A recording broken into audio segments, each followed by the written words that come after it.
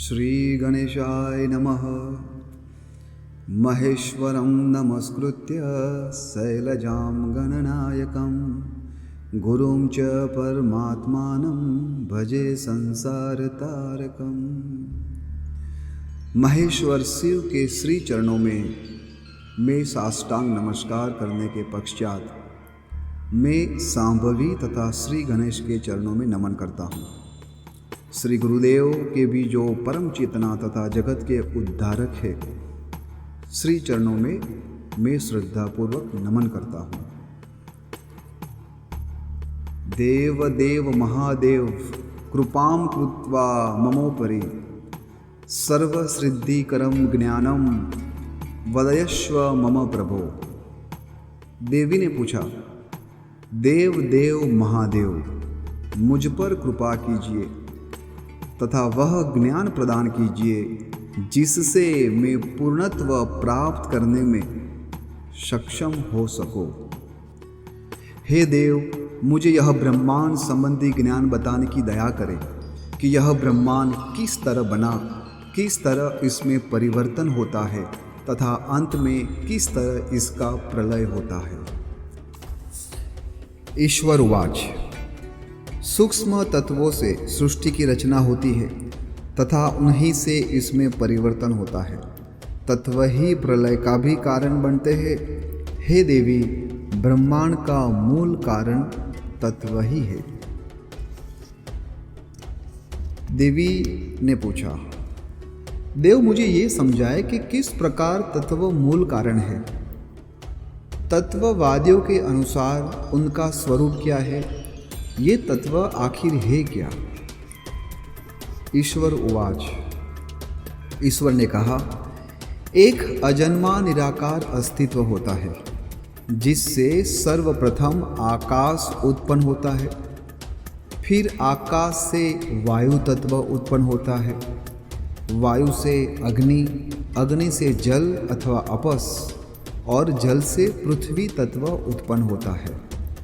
इन पंच तत्वों के विकास के फल स्वरूप सृष्टि की रचना होती है।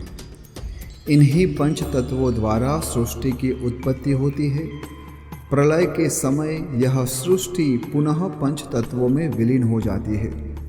सृष्टि की यह सूक्ष्म परंतु निरंतर प्रक्रिया हर क्षण चलती रहती है।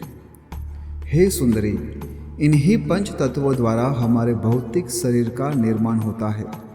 पंच तत्व सूक्ष्म रूप में हमेशा विद्यमान तथा क्रियाशील रहते हैं। केवल तत्व योगियों को ही इनका सम्यक ज्ञान प्राप्त रहता है। स्वर ज्ञान। अब मैं तुम्हें इस शरीर में स्वरोदय की प्रक्रिया बताता हूँ। स्वर हंस है और उसके आकार द्वारा तुम्हें 3 कालों का ज्ञान प्राप्त हो सकता है। गोपनीय ज्ञान में भी अति गोपनीय यह स्वरोदय ज्ञान उनके ज्ञाता को हर प्रकाश का लाभ उपलब्ध कराता है। स्वर का ज्ञान ज्ञानी का अमूल्य रत्न होता है। यह सूक्ष्म से भी सूक्ष्मतर सुबोध वास्तविक ज्ञान है। वह नास्तिक के लिए आश्चर्यों का आश्चर्य तथा आस्तिकों का आधार स्तंभ होता है। एक शिष्य का लक्ष्य। अब मैं तुम्हें शिष्य के गुण बताता हूँ। ऐसा शिष्य जिसकी शांत प्रकृति हो, भावनाएं शुद्ध हो, चरित्र निर्मल हो, जिसका मन एकाग्र हो, गुरु के प्रति एकनिष्ठ हो, दृढ़ निश्चयी तथा कृतज्ञ हो, इस अप्रतिम सर्वोदय ज्ञान का सुपात्र हो सकता है। खल, क्रोधी, नास्तिक, वासनामय, हीन चरित्र, चंचल, अविद्वान पात्र को स्वर ज्ञान कदापि प्रदान नहीं करना चाहिए। हे देवी, मैं तुम्हें शरीर में स्थित वह उत्तम ज्ञान प्रदान करने जा रहा हूँ जिसका स्वामी जानने मात्र से सर्वज्ञ हो सकता है। स्वर में ही समूचा वेद ज्ञान, शास्त्र, संगीत तथा समग्र ज्ञान छिपा पड़ा है। स्वर में ही अस्तित्व के 3 चल, चेतन, अवचेतन तथा अचेतन समाहित है। स्वर ही आत्मस्वरूप भी है। स्वर बिना शेष सब व्यर्थ है।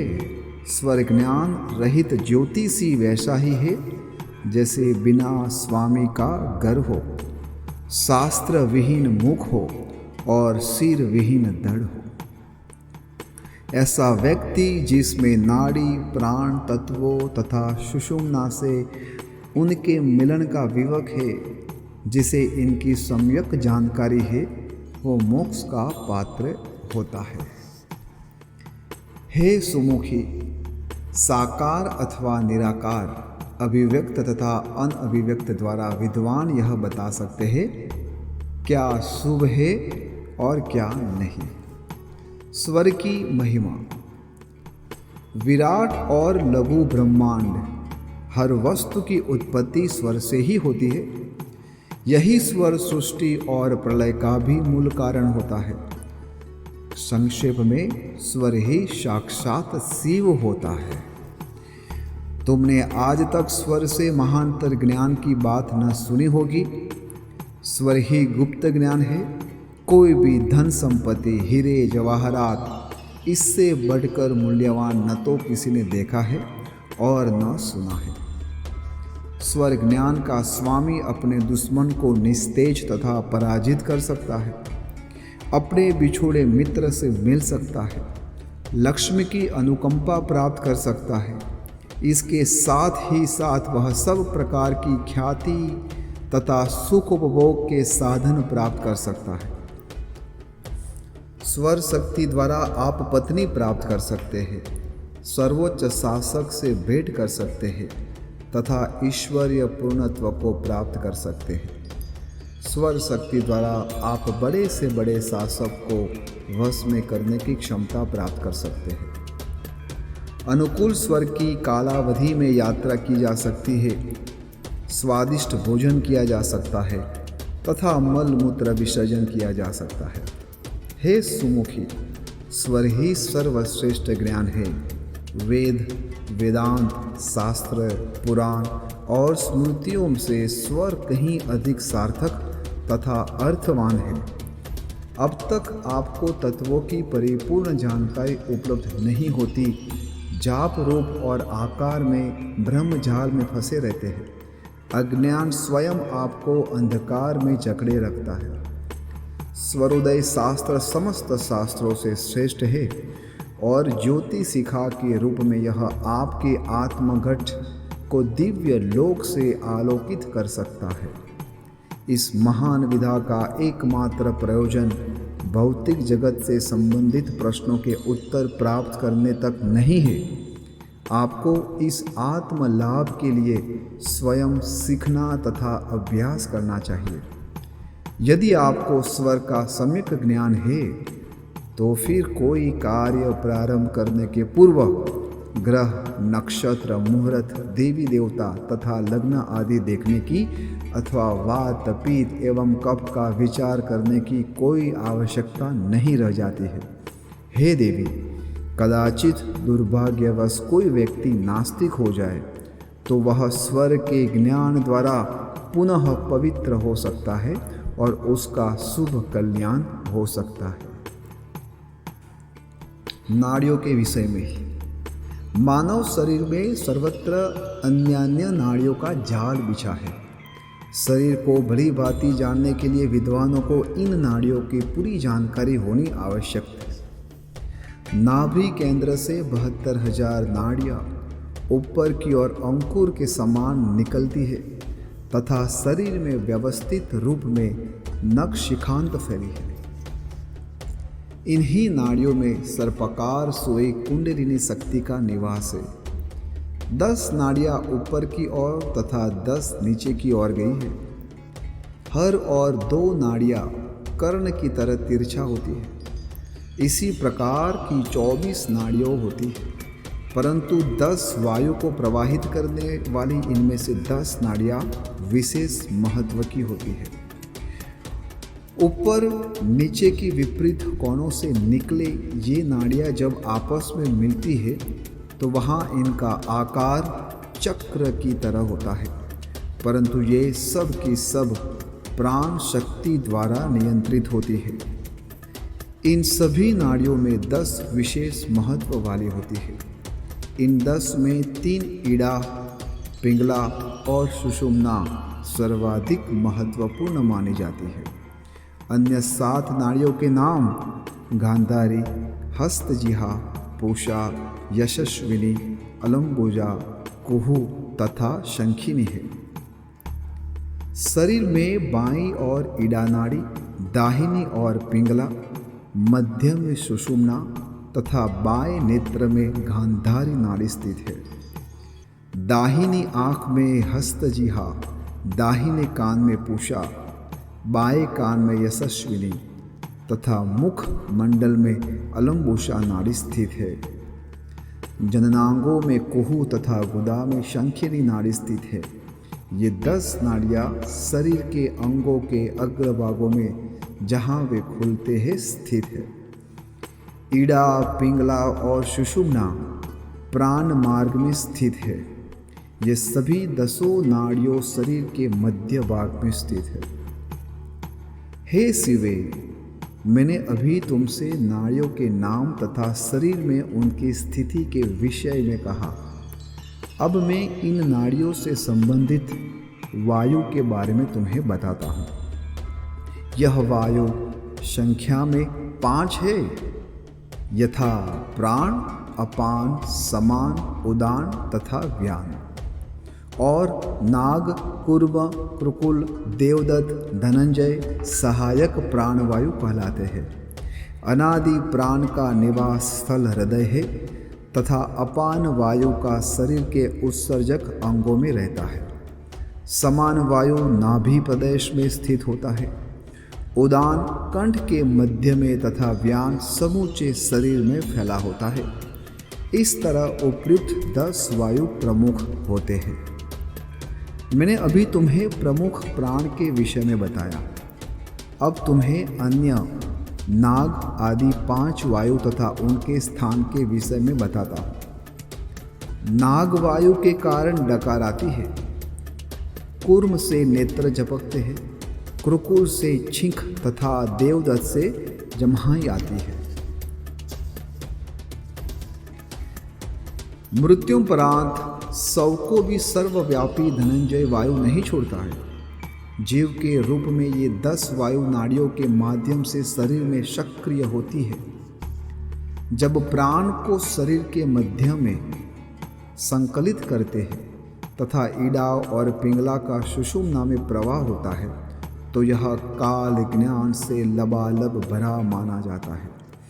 शरीर की बाईं और इड़ा और दाहिनी और पिंगला नाड़ी स्थित है। इसी कारण इड़ा को वाम क्षेत्र तथा पिंगला को दक्षिण क्षेत्र भी कहते हैं। इड़ा में चंद्र, पिंगला में सूर्य तथा सुषुम्ना में शिव का वास होता है। शिव का यह स्वरूप हंस का होता है। कहा जाता है कि जब आप श्वास लेते हैं तो भीतर जाने वाली वायु से सो तथा प्रश्वास से हम की ध्वनि आती है। हम का स्वरूप शिव तथा सो का स्वरूप शक्ति होता है। श्वास का प्रवाह इड़ा में चंद्र तथा पिंगला में सूर्य कहलाता है। इनका स्वरूप क्रमशः शक्ति और शिव का होता है। श्वास लेते समय विद्वजन जो दान करते हैं उन्हें इस जीवलोक में लाखों गुना फल प्रदान करने वाला होता है। योग साधना। एकाग्र चेतना द्वारा योगी सचेत हो जाता है और सूर्य तथा चंद्र नाड़ियों की गतिविधियों द्वारा सर्वज्ञता प्राप्त कर लेता है। जब मन एकाग्र हो तथा आपको उसे तत्व चिंतन में लगाना चाहिए, परंतु जब मन बिखरा और उद्वेलित हो तो ऐसा नहीं करना चाहिए। इस प्रकार अभ्यास करने से आपको पूर्णता और धन संपत्ति दोनों प्राप्त होगी। जो साधक अभ्यास द्वारा सूर्य और चंद्र नाड़ियों को संतुलित करता है वह त्रिकालज्ञ होता है। बाईं ओर स्थित इड़ा झाड़ी अमृत प्रवाहिनी होती है तथा शक्ति और पोषण प्रदान करती है। दाहिनी ओर प्रवाहित पिंगला शरीर के विकास में सदा सहायक होती है। सुषुम्ना क्रूर और दुष्ट है। इसके प्रवाह के समय सदिच्छापूर्वक किया गया कार्य निष्फल होता है। इड़ा का प्रवाह सिद्धि प्रदाता होता है। जब आप किसी शुभ कार्य के लिए घर से निकले तो इड़ा का प्रवाह बड़ा शुभ माना जाता है, और जब किसी कार्यवशात किसी के घर में प्रवेश करे तो उस समय पिंगला का प्रवाह शुभ होता है। इड़ा नाड़ी स्थिर और पिंगला गतिशील होती है। चंद्र का प्रवाह शक्ति तथा सूर्य का पुरुष प्रधान माना जाता है। यह समझ लीजिए कि चंद्र शक्ति और सूर्य शिव का प्रतिनिधित्व करता है। चंद्र नाड़ी के प्रवाह काल में शांतिपूर्ण कोमल कार्य करना चाहिए। जिस समय सूर्य नाड़ी प्रवाहित हो परिश्रम वाले कठिन कार्य करना चाहिए, परंतु जब सुषुम्ना प्रवाहित हो तो इंद्रिय सुख देने वाले तथा मुक्ति प्रदान करने वाले कार्य करना उचित होता है। शुक्ल पक्ष के प्रथम 3 दिन सूर्योदय के समय इड़ा तथा कृष्ण पक्ष के प्रथम 3 दिन प्रातःकाल पिंगला एक के बाद एक प्रवाहित होती है। इसके पश्चात इड़ा और पिंगला एक के बाद एक प्रवाहित होती है। इस क्रम द्वारा आप स्वरोदय का काल ज्ञात कर सकते हैं। शुक्ल और कृष्ण पक्ष में इड़ा और पिंगला 2.5 घड़ी अथवा 1 घंटा प्रत्येक एक के बाद एक प्रवाहित होती है। यह व्यवस्था 60 घड़ी अथवा 24 घंटे क्रमबद्ध रहती है। यह ध्यान रखने योग्य है कि प्रत्येक नाड़ी 1 घंटा चलती है, जिससे 5 तत्व सक्रिय रहते हैं। अब यदि पक्ष के प्रथम 3 दिन ऊपर बताए क्रम के विपरीत नाड़ी प्रातः काल प्रवाहित हो तो कोई भी शुभ कार्य न किया जाए। शुक्ल पक्ष की प्रतिपदा को इड़ा तथा कृष्ण पक्ष की प्रतिपदा को पिंगला प्रवाहित होनी चाहिए, और तब योगी को पूर्ण मनोयोग के साथ शुभ कार्य प्रारंभ करना चाहिए। उससे सफलता मिल सकती है। रात्रि में चंद्र नाड़ी और दिन में सूर्य नाड़ी को यदि अवरुद्ध किया जाए तो साधक पूर्ण योगी बन सकता है, इसमें जरा भी संदेह नहीं है। पिंगला द्वारा प्राण और इड़ा द्वारा मन पर नियंत्रण स्थापित किया जा सकता है। जो साधक इस प्रक्रिया को जानता है वह क्षणों में त्रिभुवन का स्वामी बनने की शक्ति रखता है। जब चंद्र नाड़ी से स्वरोदय होता है तथा सूर्य नाड़ी से उसका समापन होता है तो संपत्ति प्राप्ति करने से लाभ होगा, परंतु यदि स्वर क्रम इसके विपरीत हो तो लाभ नहीं होगा, अस्तु उसे त्यागना ही श्रेष्ठकर होगा।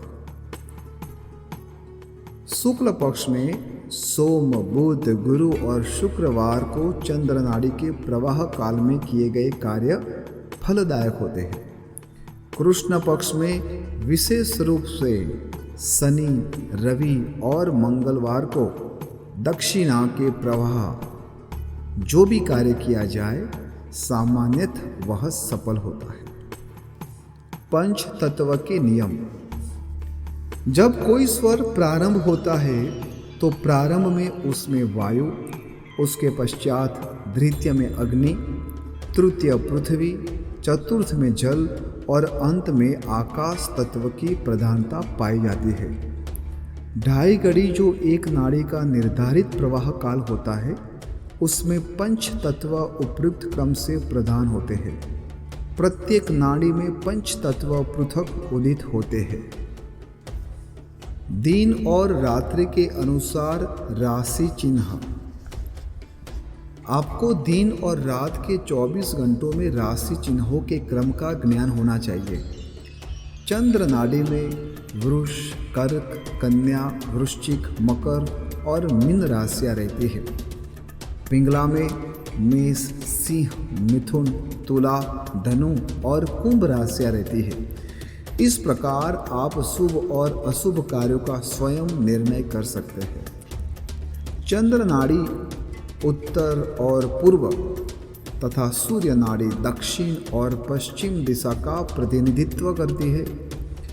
जिस समय सूर्य नाड़ी प्रवाहित हो उस समय पश्चिम दक्षिण की यात्रा नहीं करनी चाहिए। ईड़ा नाड़ी के प्रवाह काल में उत्तर एवं पूर्व की यात्रा न करें, अन्यथा जिनके यहाँ आप जा रहे हैं वे आपसे या तो अत्यंत अभद्र व्यवहार करेंगे अथवा आप लौटकर ही ना आएंगे। अस्तु, विद्वजन ने जो सर्वाधिक सफलता के उद्देश्य से कार्य करना चाहते हैं उपयुक्त प्रवाह काल में निषिद्ध दिशा में यात्रा नहीं करते, अन्यथा उनका मृत्यु योग असंदिग्ध रहता है। शुक्ल पक्ष की द्वितीया को सूर्योदय को समय जब चंद्र स्वर प्रवाहित होता है तो लाभ और मित्र मिलन की संभावना प्रबल रहती है। यदि सूर्योदय के समय सूर्य स्वर और चंद्रोदय के समय चंद्र स्वर प्रवाहित हो तो उस दिन कहे गए समस्त कार्य सफल होते हैं। परंतु यदि चंद्रोदय के समय सूर्य नाड़ी और सूर्योदय के समय चंद्र नाड़ी प्रवाहित हो तो उस दिन किए गए समस्त कार्य बड़े संघर्षपूर्ण और निष्फल भी हो सकते हैं। विद्वजन घोषणा पूर्वक कहते हैं कि सूर्य स्वर के प्रवाह काल में किए गए कार्यों में असाधारण सफलता मिलती है, परंतु यदि उस समय चंद्र स्वर प्रवाहित हो तो ऐसा कुछ नहीं होता है। विपरीत परिस्थितियों का वर्णन। हे शिवे, अब मैं तुम्हें उन राशियों के विषय में बताता हूँ जिनमें स्वर विपरीत क्रम से प्रवाहित होते हैं। प्रातः काल में यदि विपरीत स्वर प्रवाहित हो, अर्थात जिस प्रातः काल सूर्य स्वर की जगह चंद्र स्वर और चंद्र स्वर की जगह सूर्य स्वर प्रवाहित हो, तो उसके निम्नलिखित परिणाम हो सकते हैं। प्रवाह के प्रथम कालखंड में मानसिक चंचलता, द्वितीय में धन हानि, तृतीय में यात्रा और चतुर्थ में असफलता, पांचवें कालखंड में राज्य विध्वंस अथवा गृहनाश, छठवें में सर्वनाश, सातवें में शरीर व्याधि और पीड़ा तथा आठवें में मृत्यु। यदि 8 दिनों तक लगातार प्रातः काल, दोपहर और रात्रि में विपरीत स्वर प्रवाहित हो तो यह अत्यंत अशुभ माना जाता है। सब कार्य निष्फल होते हैं और यश बिल्कुल नहीं मिलता है। यदि प्रातः काल तथा अपराह्न में चंद्र स्वर और संध्या समय सूर्य स्वर प्रवाहित हो तो सफलता प्राप्त होती है, परंतु यही स्वर क्रम इससे विपरीत हो तो शुभ कार्यों को स्थगित कर देना ही श्रेयस्कर है। जब आप यात्रा के लिए प्रस्थान करें तो जो स्वर प्रवाहित हो वही कदम घर से बाहर रखे, इससे यात्रा सफल होती है। चंद्र स्वर के समय सम संख्या तथा सूर्य स्वर के समय विषम संख्या में कदम बढ़े, इससे यात्रा सिद्ध होती है। मनोकामना सिद्धि। प्रातः काल शय्या त्याग के समय जो स्वर प्रवाहित हो उस ओर चेहरा मोड़िए तो आपको यह सब कुछ प्राप्त होगा जो आप चाहेंगे। कुछ देते अथवा ग्रहण करते समय अथवा यात्रा पर प्रस्थान करते समय उसी हाथ अथवा पैर का प्रयोग कीजिए जो स्वर उस समय प्रवाहित हो। जो लोग इस नियम का पालन करते हैं वह न तो कभी नुकसान उठाते हैं और न ही अवांछनीय व्यक्तियों से परेशान होते हैं। उन्हें हमेशा आनंद और शांति की उपलब्धि होती है। यदि आप अपने गुरु, राजा, मित्र अथवा मंत्री का सम्मान करना चाहते हो तो हमेशा उन्हें अपने सक्रिय स्वर की दिशा में रखिए। यदि आप अपने दुश्मन, चोर अथवा साहूकार पर विजय प्राप्त करना चाहे तो उन्हें हमेशा अपने निष्क्रिय स्वर की दिशा में रखिए। उपयुक्त सभी पर विजय पाने, आनंदपूर्वक तथा शांतिपूर्वक रहने के लिए सदैव इस तरह का व्यवहार कीजिए। विद्वजनों का यह सत्परामर्श है कि यदि आप लंबी यात्रा पर प्रस्थान कर रहे हैं तो घर से तभी निकलिए जब आपका चंद्र स्वर प्रवाहित हो, परंतु यदि आप संक्षिप्त यात्रा पर निकल रहे हो तो सूर्य स्वर के प्रवाह काल में निकलिए। उपयुक्त लाभ प्रदान करने वाले वर्णन तभी सफल होते हैं जब उनमें दर्शाए स्वर के सक्रिय काल में कार्य किया जाए, तब तो सफलता एकदम निश्चित होती है। अब इन वर्णनों के प्रतिकूल यदि आप कार्य करते हैं, अर्थात यदि आप सक्रिय स्वर के विपरीत बंद स्वर के अनुसार कार्य करते हैं, तो वह निश्चय ही विपरीत तथा अवांछनीय फल प्रदान करेगा। ऐसा सर्वज्ञ जनों का स्थापित मत है। जब स्वर पूर्ण हो और आपको कोई बुरा या धोखेबाज व्यक्ति, दुश्मन, ईर्ष्यालु मालिक अथवा चोर दिखाई पड़ जाए तो जानिए आप उससे सुरक्षित नहीं है। लंबी यात्रा के श्री गणेश के समय चंद्र स्वर फलदाता तथा सिद्धिदायक होता है, परंतु किसी कार्य हेतु किसी के घर में प्रवेश करते समय सूर्य स्वर का सक्रिय होना शुभ होता है। अब यदि कोई व्यक्ति जिसे स्वर की जरा भी जानकारी नहीं है स्वर के विपरीत कार्य करता है तो वह उस कार्य से बंधा होता है। इसीलिए स्वर के अनुकूल ही कार्य करना श्रेयस्कर होता है। जिस समय चंद्र स्वर प्रवाहित हो विष से दूर रहिए। जिस समय सूर्य स्वर प्रवाहित हो आप व्यक्ति को नियंत्रित कर सकते हैं। शून्य स्वर अथवा सुषुम्ना के प्रवाह काल में आप मोक्ष प्राप्त कर सकते हैं। इस प्रकार एक ईड़ा नाड़ी के प्रवाह काल में शुभ कार्य करता है। स्थायी कार्य जैसे वस्तुओं का संग्रह करना, स्वर्ण भूषण खरीदना, लंबी यात्रा करना, आश्रम निर्माण करना अथवा मंदिर का निर्माण करना, कुआं या तालाब खोदना, भवन का शिलान्यास करना, विवाह या शादी तय करना अथवा कपड़े एवं गहने आदि का क्रय करना, शांतिपूर्वक कार्य करना, पोषक पदार्थ ग्रहण करना, औषधि सेवन, मालिक से भेंट करना, मित्रता स्थापित करना, वाणिज्य व्यवसाय करना अथवा अन्न संग्रह करना, गृह प्रवेश करना, सेवा कार्य करना, कृषि कार्य करना, बीज बोना, शुभ कर्मों में लगे लोगों के समूह से भेंट करना आदि कतिपय शुभ कार्य ऐसे हैं जिन्हें ईड़ा नाड़ी के प्रवाह काल में करना चाहिए। अक्षरारंभ, मित्र दर्शन, मंत्र दीक्षा ग्रहण करना, जन्म, मोक्ष, धर्म दीक्षा अथवा मंत्र जप अथवा मोक्षदायक कोई अन्य साधना, काल विज्ञान के सूत्रों का अध्ययन करना, घर में नए भवेशी लाना, असाध्य रोगों की चिकित्सा करना तथा मालिक से संवाद करना, हाथी अथवा घोड़े की सवारी करना, हाथी अथवा घोड़े को गुड़साल में रखना, धनुर्विद्या का अभ्यास करना, दानशील कार्य करना, सेवा करना तथा धन को सुरक्षित रखना, नृत्य, गायन, अभिनय, संगीत और कला का अध्ययन करना, नगर प्रवेश, तिलक लगाना तथा जमीन खरीदना, हताशा, निराश जनों जिन्हें ज्वर हो अथवा जो बेहोश की हालत में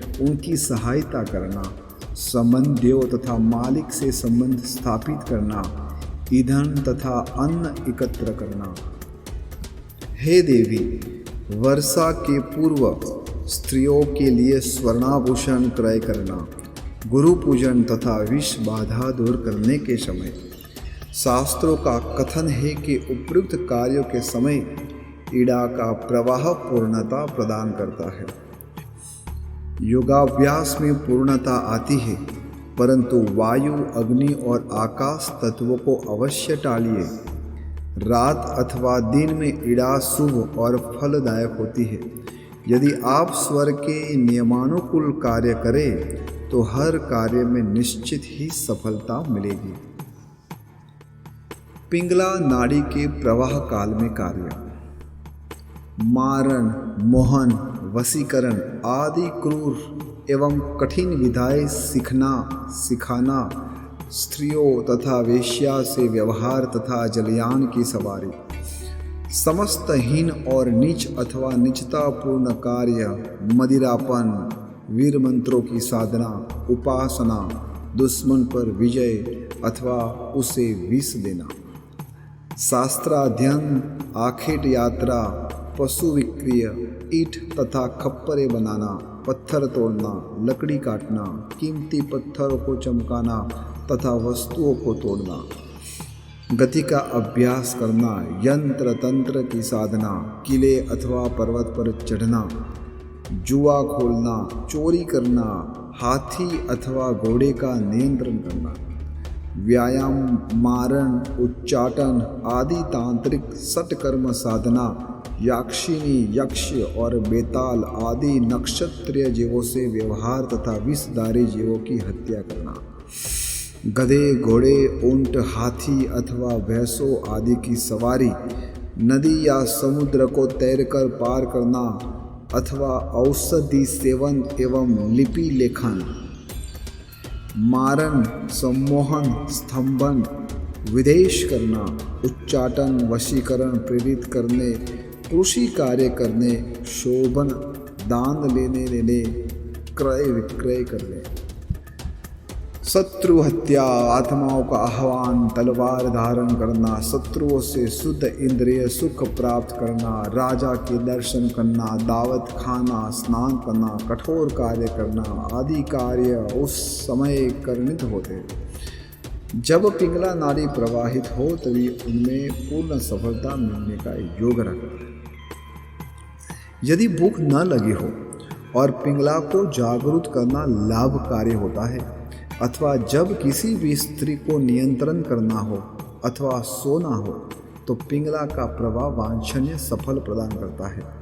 इस प्रकार विद्वजन जानते हैं कि किस प्रकार पूर्ण सफलता के लिए पिंगला के प्रवाह काल में कार्य करना चाहिए। इस प्रकार बिना किसी उधेड़-बुन किए क्रूर और कठिन कार्य सूर्य नाड़ी के प्रवाह काल में करना चाहिए, क्योंकि तब उनमें सफलता की संभावना पूरी होती है। सुषुम्ना में प्रवाह काल में कार्य। कभी बायां तो कभी दाहिना स्वर प्रवाहित होता है तथा व्यक्ति तय नहीं कर पाता कि इड़ा प्रवाहित है या पिंगला, तो यह मानना चाहिए कि उस समय सुषुम्ना प्रवाहित हो रही है। इस समय कोई भी कार्य भौतिक लाभ प्रदान नहीं करता, क्योंकि शून्य स्वर अथवा सुषुम्ना सब कुछ नष्ट करने वाली तथा वैराग्य उत्पन्न करने वाली नाड़ी होती है। सुषुम्ना में अग्नि तत्व काल रूप में प्रदान होता है तथा यह सभी कार्यों की सफलता को भस्म कर देता है। सामान्य रूप से इड़ा और पिंगला एकांतर क्रम से प्रवाहित होती है, परंतु यदि इनमें से कोई दीर्घकाल तक लगातार प्रवाहित हो तो यह निस्संदेह अशुभ माना जाता है। हे सुमुखी, यदि एक क्षण इड़ा तथा दूसरे क्षण पिंगला प्रवाहित हो तो वह विपरीत चाल अशुभ फल प्रदान करने वाली होती है। विद्वजनों का कथन है कि दोनों नाड़ियों का एक साथ प्रवाहित होना विष के समान है। इस अवधि में सभी शुभ तथा अशुभ कार्य टाल देना चाहिए, क्योंकि उसका वांछित परिणाम प्राप्त नहीं होता है। शून्य स्वर के प्रवाह काल में यदि जीवन मृत्यु, लाभ हानि, जय पराजय आदि में संबंधित प्रश्न पूछे जाए अथवा ध्यान और ईश्वर पर एकाग्रता का अभ्यास किया जाए, इस समय कोई कार्य न किए जाए, बल्कि ध्यान, धारणा अथवा आध्यात्मिक साधना की जाए। जीवन मरण, लाभ हानि अथवा जय पराजय से संबंधित समस्त कार्य स्थगित रखे जाए। पिंगला के बाद यदि बार बार सुषुम्ना प्रवाहित हो तो सब कुछ व्यर्थ होता है। भले ही आप किसी को आशीर्वाद दे अथवा शाप दे, कुछ होता जाता नहीं। स्वर के संक्रमण काल अथवा तत्वों के मिलन के समय सद्गुण अर्जन, दान आदि कार्यों से बचिए।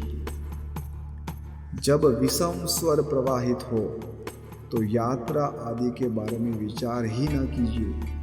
यह दर्शाता है कि आप कठिनाई में पड़ेंगे, हानि होगी अथवा मृत्यु भी हो सकती है, यह निश्चित है। जब चंद्र स्वर सामने, बाएं अथवा ऊपर की ओर प्रवाहित हो अथवा सूर्य स्वर नीचे, पीछे अथवा दाहिने ओर प्रवाहित हो तो समझिए यह समय अर्थपूर्ण और ज्ञान का होता है। यदि स्वर का प्रवाह उपयुक्त क्रम में न हो तो विद्वजनों को मानना चाहिए कि वह समय एकदम रिक्त और अर्थहीन है। जिस समय वाम स्वर अथवा इड़ा नाड़ी प्रवाहित हो और यदि कोई व्यक्ति आपकी बाईं ओर से आए अथवा यदि पिंगला के प्रवाह काल में कोई दाहिनी ओर से आए तो समझिए कि वह शुभ संदेश वाहक होता है। वह समय गंभीर माना जाता है जब इड़ा और पिंगला एक दूसरे में लय हो जाती है, क्योंकि सुषुम्ना को निराहार तथा स्थिर माना जाता है। वह सूक्ष्म तत्वों में घुल मिल जाती है। इस काल को संध्या माना जाता है। ज्ञानी ऐसा मानते हैं कि वेद स्वयं वेद नहीं होते, परंतु जब साधक समाधि में परम चेतना का ज्ञान प्राप्त करना चाहता है तो वह अवस्था ही वास्तविक वेद कहलाती है। संध्या दिन और रात्रि के मिलन बेला नहीं होती। यह तो मात्र एक बाहरी प्रक्रिया होती है। वास्तविक संध्या उसे कहते हैं जब सुषुम्ना में प्राण का प्रवाह होता है। श्री देवी वाच। पार्वती ने पूछा, देव देव महादेव, हे सृष्टि के उद्धारक, मुझे इस गृह विद्या के विषय में और अधिक ज्ञान प्रदान करने की कृपा करें, जिस ज्ञान को आपने हृदय में धारण किया है। ईश्वर वाच। शिव बोले, स्वर ज्ञान सर्वश्रेष्ठ परम गुरु तथा महानतम इष्ट देवता है, तथा जो स्वर योगी इस महानतम ज्ञान में डूबा रहता है वह श्रेष्ठतम माना जाता है। सृष्टि की रचना पंच तत्वों द्वारा होती है तथा अंत में उसका लय भी इन्हीं पंच तत्वों में ही होता है। परम तत्व इन पंच तत्वों से परे होते हैं, वह निरंजन अजन्मा होता है। ऐसा योगी जिसने पूर्ण एकत्व प्राप्त कर लिया है, तत्वों का आधिकारिक ज्ञान होता है। स्वर के माध्यम से वह तत्वों के कुरूप भाव को जान सकता है। जो व्यक्ति यह जान लेता है कि यह सृष्टि पंच तत्वों पृथ्वी, जल, अग्नि, वायु तथा आकाश द्वारा निर्मित है, वह परम आदरणीय होता है। अस्तित्व के प्रत्येक तल पर भूलोक से सत्यलोक तक किसी भी वस्तु का अस्तित्व ऐसा नहीं होता जो पंच तत्वों से न बना हो, परंतु प्रत्येक तल पर नाड़ियों का भेद पृथक होता है। स्वर चाहे दाहिना हो अथवा बायां, उसमें पंच तत्वों का बारी बारी से उदय होता है। हे सुंदरी, तत्व विज्ञान 8 प्रकार का होता है। ध्यान पूर्वक श्रवण करो।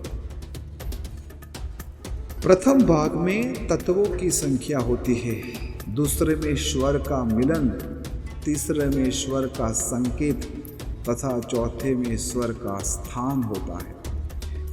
पांचवें भाग में तत्वों का वर्ण, छठवें में प्राण, सातवें में स्वाद, तथा 8वें में उनकी दिशा का वर्णन होता है। इसी प्रकार प्राण की 8 श्रेणियां विश्व में व्याप्त होती है।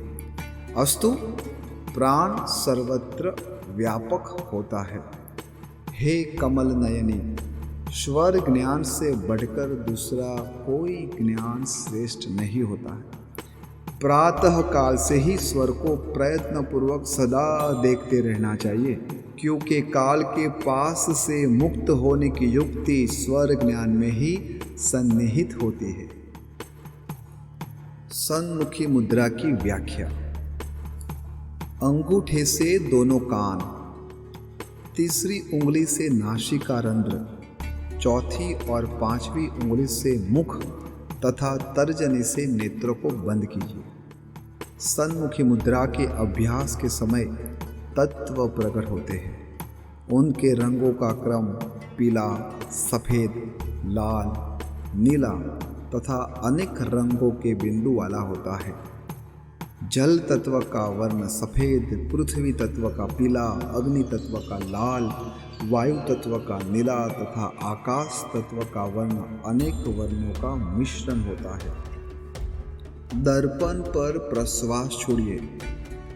जल वाष्प की जो आकृति बनेगी वह सक्रिय तत्व के भेदों का संकेत देगी।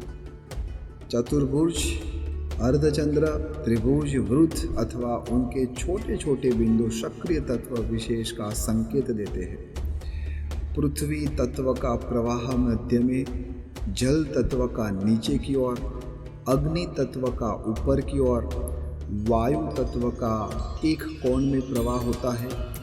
जब दोनों स्वर एक साथ प्रवाहित हो तो मानिए कि आकाश तत्व सक्रिय है। तत्वों का स्थान। अग्नि तत्व का वास दोनों कंधों में, वायु तत्व का नाभि में, पृथ्वी तत्व का जंघाओं में, जल तत्व का पैरों में तथा आकाश तत्व का स्थान मस्तक में माना जाता है। पृथ्वी तत्व का स्वाद मीठा, जल तत्व का कषाय, अग्नि तत्व का कटु, वायु तत्व का खट्टा और आकाश तत्व का तीता होता है। गति। जब श्वास में वायु तत्व प्रधान होता है तो प्रश्वास की लंबाई 8 अंगुल होती है। इसी प्रकार अग्नि तत्व की 4, पृथ्वी तत्व की 12 तथा जल तत्व में प्रश्वास की लंबाई 16 अंगुल होती है।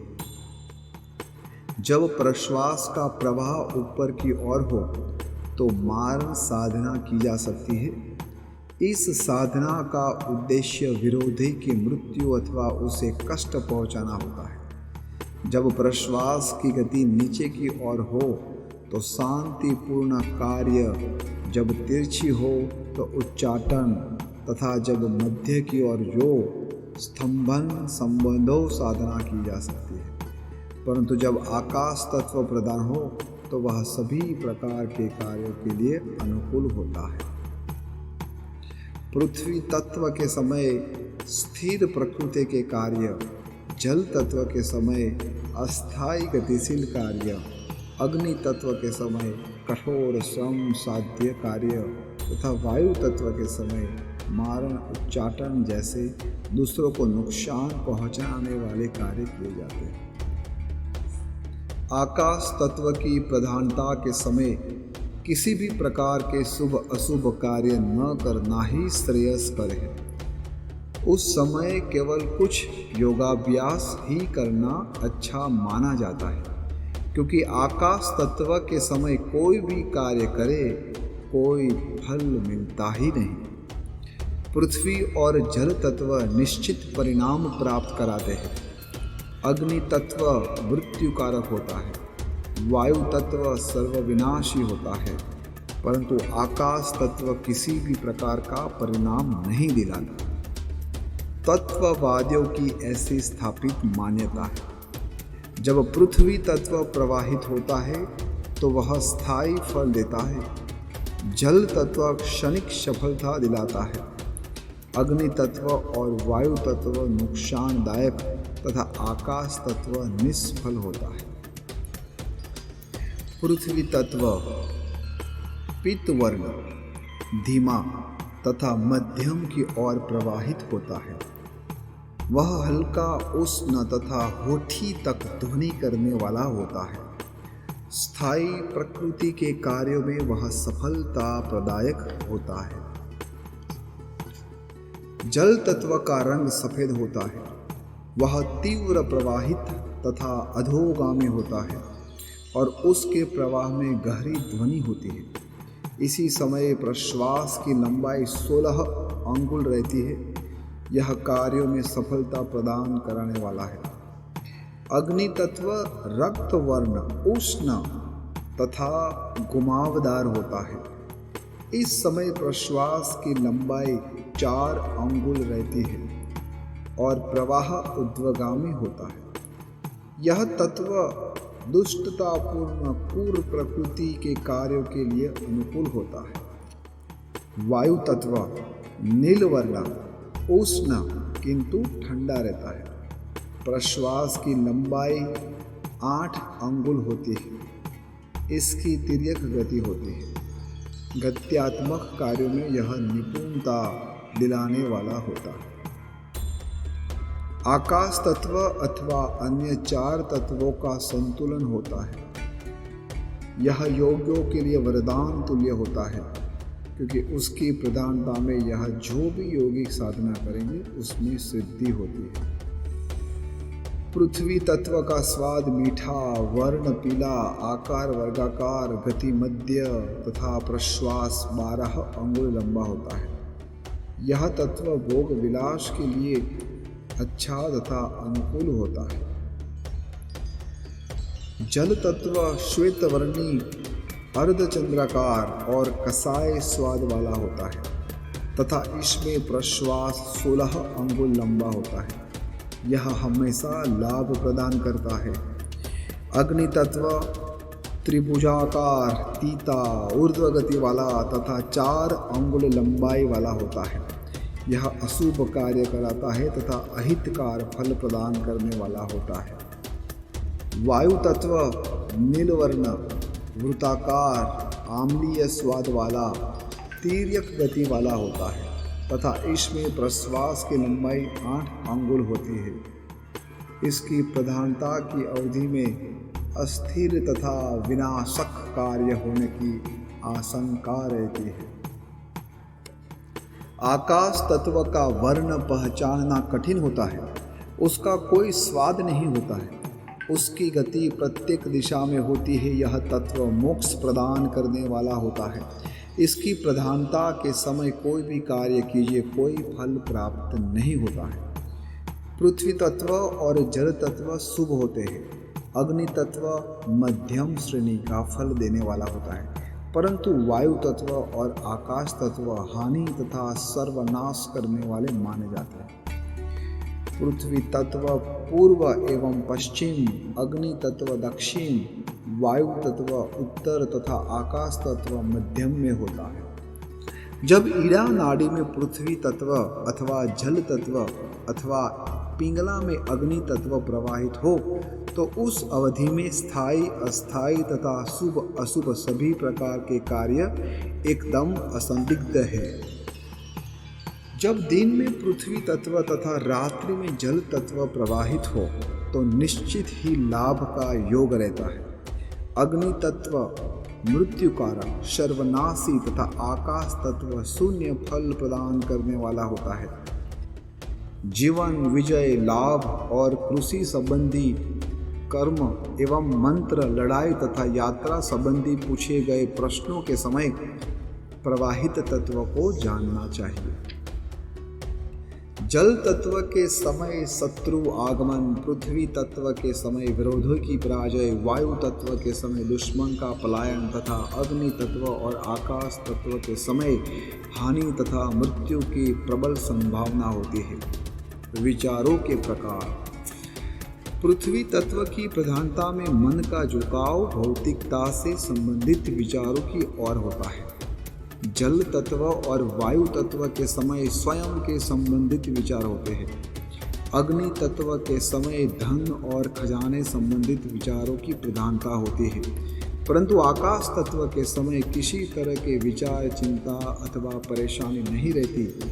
एक तरह की विचार शून्यता की मानसिकता स्थित होती है। चलना।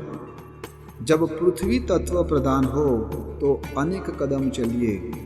जल तत्व तथा वायु तत्व की प्रधानता के समय 2 तथा अग्नि तत्व की प्रधानता के समय 4 कदम, परंतु जब आकाश तत्व प्रधान हो तो बिल्कुल ही न चलिए। दाहिने स्वर में अग्नि तत्व में मंगल, पृथ्वी तत्व में सूर्य, जल तत्व में शनि तथा वायु तत्व में राहु का निवास रहता है।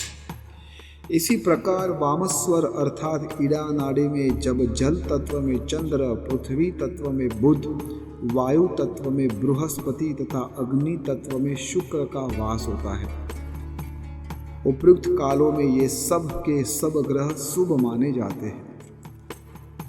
पृथ्वी तत्व बुध के, जल तत्व चंद्रमा और शुक्र के, अग्नि तत्व सूर्य और मंगल के, वायु तत्व राहु और शनि के तथा आकाश तत्व बृहस्पति के महत्व को प्रतिपादित करते हैं। इन तत्वों का अनुसार कार्य करने पर कीर्ति प्रदान होती है। भिन्न दिशाओं के अनुसार प्रश्न पूछना। यदि कोई व्यक्ति कहीं चला गया है तथा दूसरा उसके विषय में प्रश्न पूछता है, उस समय यदि प्रश्नकर्ता आपकी पिंगला नाड़ी के दाईं ओर है और यदि उस समय पिंगला में राहु सक्रिय है तो इसका तात्पर्य यही है कि व्यक्ति कहीं अन्यत्र चला गया है। यदि प्रश्न उस समय पूछा गया हो जब जल तत्व प्रधान है तो इसका तात्पर्य यह हुआ कि गया हुआ व्यक्ति लौट आएगा। यदि उस समय पृथ्वी तत्व प्रधान है तो गया हुआ व्यक्ति सकुशल होगा। वायु तत्व की प्रधानता यह बताती है कि गया हुआ व्यक्ति उस स्थान से और कहीं चला गया है तथा अग्नि तत्व की प्रधानता यह दर्शाता है कि अब वह इसी दुनिया में नहीं है। वांछित प्रश्न। पृथ्वी तत्व की प्रधानता के समय दुनियादारी संबंधी विषयों में मनोकुलन उपलब्धियां, जल तत्व की प्रधानता शुभ कार्य को करने का उत्तम अवसर होता है।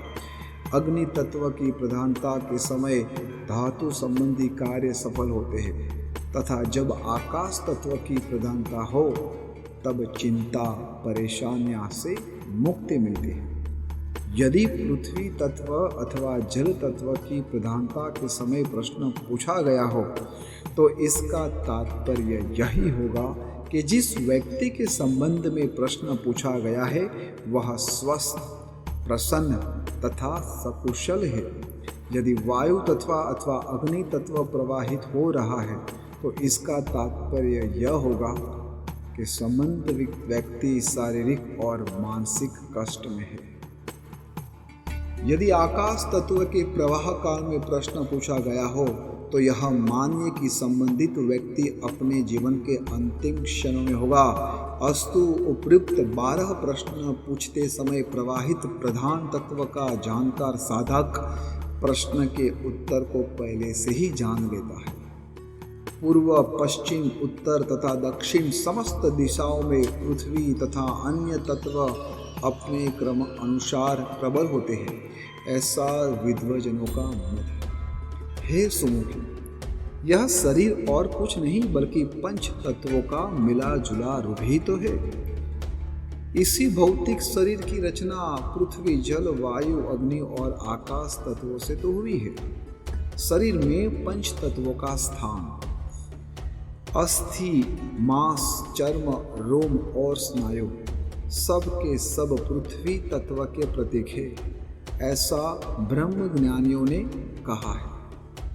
वीर्य या अंड, रक्त, मज्जा, मूत्र तथा लार जल तत्व के प्रतीक है। यह भी ब्रह्म ज्ञानियों की कथन है। क्षुधा, भूख, प्यास, निद्रा, शरीर की आभा और आलस्य अग्नि तत्व के प्रतीक है। यह ब्रह्मवादियों का मत है। दौड़ना, चलना, ग्रंथियों के स्राव, शरीर का आकुचन और संकुचन जल तत्व के 5 गुणों है, ऐसा ब्रह्म ज्ञानियों का कथन है। राग, द्वेष, संकोच, भय और वासना ये 5 आकाश तत्वों के गुण हैं। यह भी ब्रह्मवादियों का ही कथन है। प्राप्ति से संबंधित प्रश्न। शरीर में 50 भाग पृथ्वी तत्व, 40 भाग जल तत्व, 30 भाग अग्नि तत्व, 20 भाग वायु तत्व और 10 भाग आकाश तत्व होता है। पृथ्वी तत्व की सक्रियता दीर्घकालीन सफलता, जल तत्व की सक्रियता क्षणिक सफलता, वायु तत्व की सक्रियता शायद ही सफलता देने वाला हो, परंतु अग्नि तत्व की सक्रियता के समय जो जानकार अनुभवी लोगों को भी घोर असफलता का मुंह देखना पड़ सकता है। पृथ्वी 5 भाग, जल 4 भाग, अग्नि 3 भाग, वायु 2 भाग तथा आकाश 1 भाग होता है। तत्वों का यह अनुपात होता है तथा इसका ज्ञान अनंत ज्ञान कहलाता है।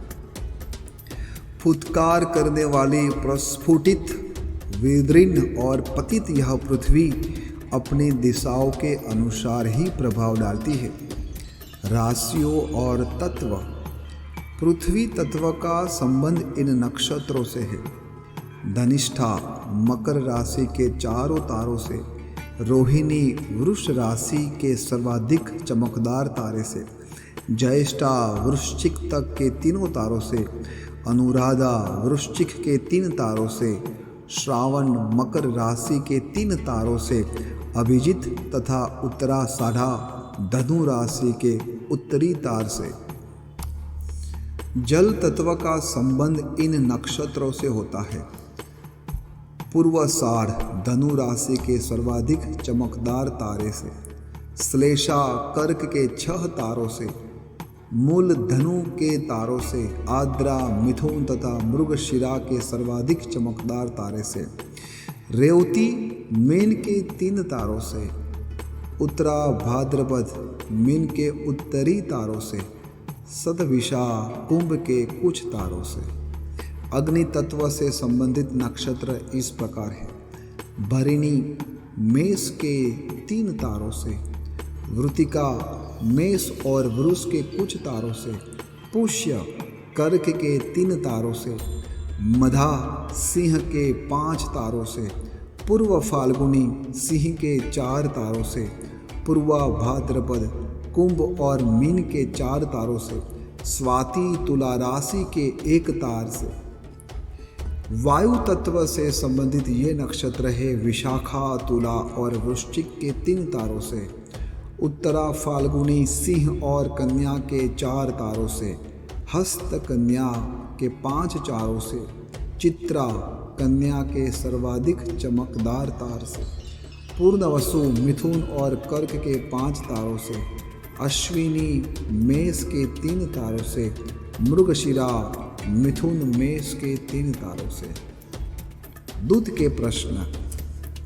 यदि कोई प्रश्नकर्ता सक्रिय स्वर की दिशा से आए और किसी समस्या से संबंधित प्रश्न पूछे तो उसका उत्तर सकारात्मक तथा नतीजा फलदायक होता है, परंतु यदि वह निष्क्रिय स्वर की दिशा में आकर बैठ जाए तो निश्चय ही उसका उत्तर और नतीजा वांछनीय नहीं होगा। जब दोनों स्वर अबाधित हो तो शुभ तत्व भी निष्फल होते हैं। जब सूर्य स्वर अथवा चंद्र स्वर प्रवाहित हो और यदि प्रश्नकर्ता सक्रिय स्वर की दिशा में बैठा हो तो निश्चय ही प्रश्न का उत्तर फलदायक होता है। शुभ तत्व के प्रवाह काल में ही श्री राम और अर्जुन को विजयश्री का लाभ हुआ था, परंतु विपरीत स्वर के प्रवाह काल में समस्त कौरव युद्ध में मारे गए थे। केवल गुरु कृपा प्राप्त पवित्र हृदय तथा पूर्व जन्मों के शुभ संस्कारों वाले विरले लोगों को ही ये तत्वों का सम्यक ज्ञान उपलब्ध हो पाता है। पृथ्वी तत्व का बीज मंत्र लम है। व्यक्ति को स्वर्ण वर्ण वर्ग तथा सुगंध और आलोक पर मन को एकाग्र करना चाहिए। इससे शरीर में फूल से भी अधिक हल्केपन की सिद्धि प्राप्त होगी। जल तत्व का बीज मंत्र वम है। अर्धचंद्र तथा जल तत्व पर एकाग्रता के अभ्यास द्वारा भूख प्यास पर विजय मिलती है तथा साधक दीर्घकाल तक जल के भीतर रह सकता है, उसे जल पर विजयी मिलती है। जो अग्नि तत्व के बीज मंत्र रम पर तथा रक्त वर्ण त्रिभुज पर मन की एकाग्रता साधता है, भोजन की प्रचुर मात्रा हजम कर सकता है तथा सूर्य के प्रचंड ताप और अग्नि का सामना कर सकता है। यम वायु तत्व का शक्तिशाली बीज मंत्र है। यह वृत्ताकार गहरे नील वर्ण का होता है। इसे एकाग्र द्वारा सिद्ध करने वाला व्यक्ति हवा में पक्षी की तरह विचरण कर सकता है। आकाश तत्व पर विजय के उद्देश्य से उसके बीज मंत्र हम पर एकाग्रता का अभ्यास किया जाता है। यह तत्व आलोकमय तथा निराकार होता है। इस पर एकाग्रता द्वारा त्रिकाल ज्ञान उपलब्ध होता है तथा अनिमा आदि अष्ट सिद्धियों की प्राप्ति भी होती है। स्वर योग के कतिपय महत्वपूर्ण बिंदु। स्वर ज्ञान से बढ़कर कोई भी गुप्त धन नहीं माना जाता, क्योंकि जो व्यक्ति स्वरानुकूल आचरण और कार्य करता है उसे बिना किसी विशेष प्रयास के सफलता और वंचित फल प्राप्त होता है। श्री देव्युवाच। देवी ने कहा, हे देवादिदेव महादेव, आपने मुझे स्वरोदय का सर्वोच्च ज्ञान प्रदान किया। अब कृपया यह बताने का कष्ट करें कि व्यक्ति किस प्रकार भूत, वर्तमान तथा भविष्य का ज्ञान अर्जित कर सकता है। ईश्वर उवाच। महादेव जी ने कहा, हे सुंदरी, काल की आवश्यकता के अनुरूप सब प्रश्नों का उत्तर 3 प्रकार का होता है: विजय, संपन्नता तथा असफलता। स्वरोदय के बिना उपयुक्त 3 पक्षों को समझ पाना आसान नहीं होता। तत्व त्रिपक्षीय होते हैं। तत्व द्वारा ही व्यक्ति शुभ एवं अशुभ, जय एवं पराजय तथा लाभ एवं हानि के बीच भेद कर सकता है। देवी ने कहा, हे देवादिदेव, सबसे बड़ा मित्र कौन होता है तथा वह वस्तु क्या है जिससे व्यक्ति की समस्त इच्छाएं पूरी होती है? महादेव जी बोले, हे पार्वती, प्राण सबसे बड़ा मित्र तथा सबसे बड़ा सखा होता है। उससे धनिस्तर इस विश्व में कोई दूसरा मित्र होता ही नहीं है। देवी ने पूछा, हवा में प्राण कैसे स्थित है तथा शरीरस्थ प्राण का क्या रूपाकार होता है? समस्त तत्वों में किस प्रकार प्राणवायु कार्य करती है तथा योगियों और ज्ञानियों द्वारा इस प्रक्रिया का ज्ञान किस प्रकार प्राप्त किया जाता है? शिव जी ने उत्तर दिया, शरीर में प्राणवायु एक पहरेदार की तरह रहता है। शरीर में प्रविष्ट श्वास के रूप में उसकी लंबाई 10 अंगुल तथा प्रश्वास के रूप में शरीर से बाहर निकलते समय उसकी लंबाई 12 अंगुल होती है।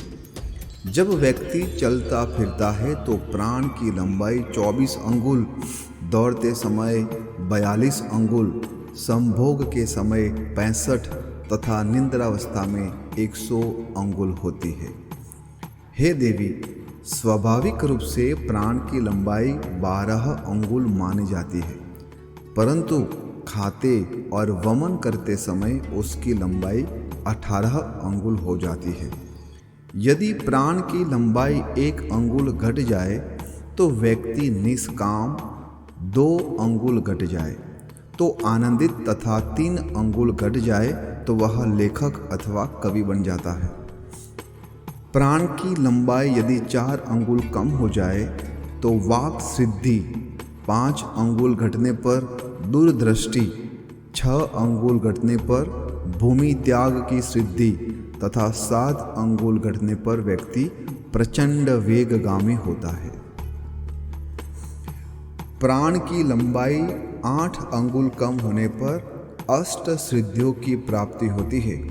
9 अंगुल कम होने पर 9 सिद्धियाँ, 10 अंगुल कम होने पर शरीर का 10 आकारों में बदलने की क्षमता तथा 11 अंगुल कम हो जाने पर शरीर छाया रहित हो जाता है।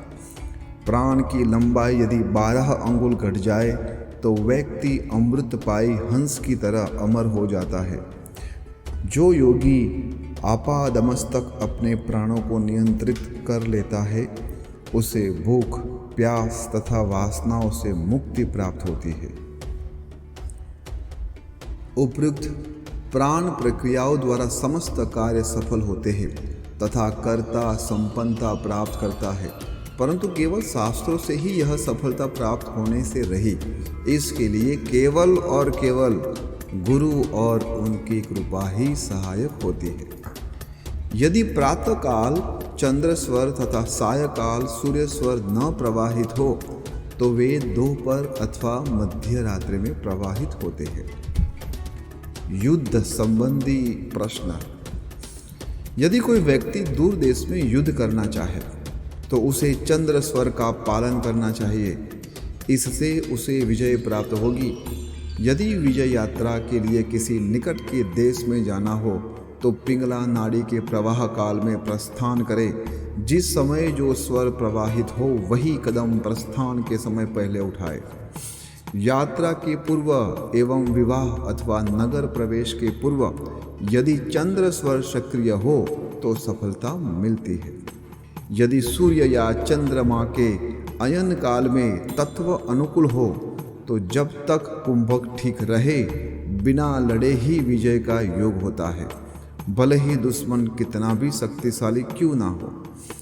जो व्यक्ति अपने वक्षस्थल को कपड़े से ढक कर रखता है तथा लगातार जीवम रक्ष मंत्र का जप करता है वह विश्व विजयी होता है।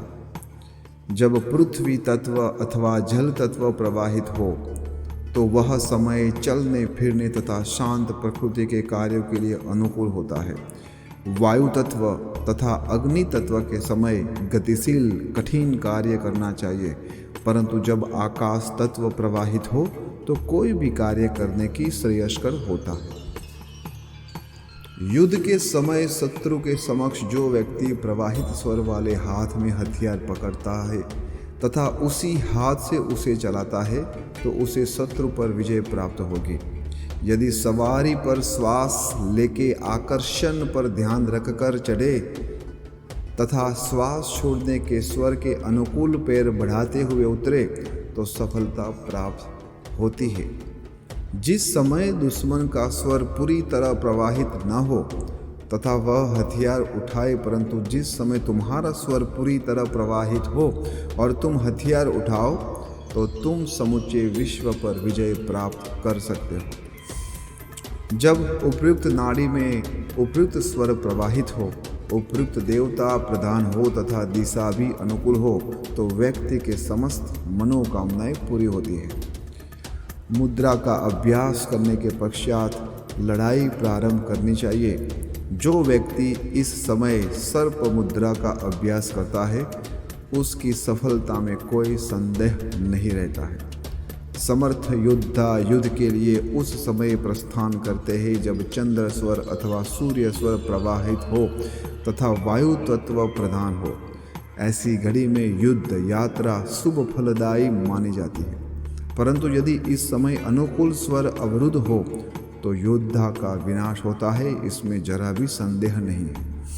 लड़ाई में यदि योद्धा उस दिशा में बढ़े जिस दिशा में वायु तत्व प्रवाहित हो रहा है तो वह स्वयं इंद्र को भी परास्त कर सकता है।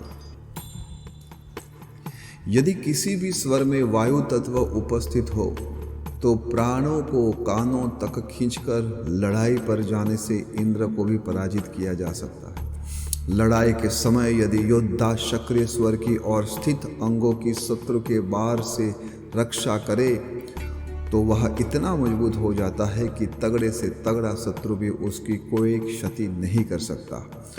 लड़ाई के मध्य जो व्यक्ति हाथ के अंगूठे तथा तर्जनी द्वारा अथवा पैर के अंगूठों द्वारा ध्वनि करता है वह बड़े से बड़ा वीर को भी युद्ध पछाड़ सकता है।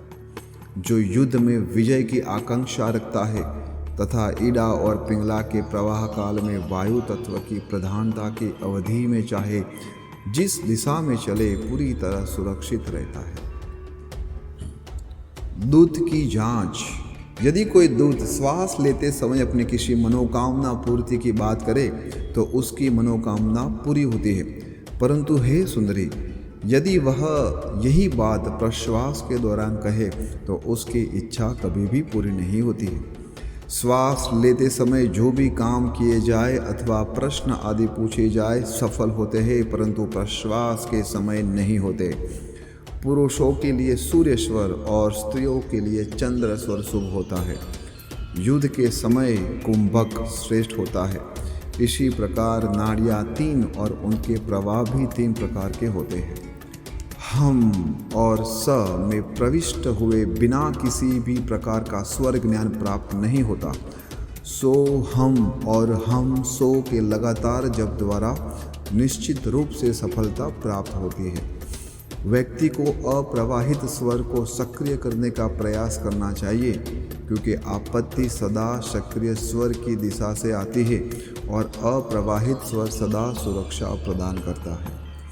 यदि कोई व्यक्ति युद्ध संबंधी प्रश्न उस समय पूछता है जब चंद्र स्वर अथवा सूर्य स्वर अबाध प्रवाहित हो तो सफलता प्राप्त होती है, परंतु यदि वह स्वर अप्रवाहित हो तो हानि का निश्चय योग हो जाता है।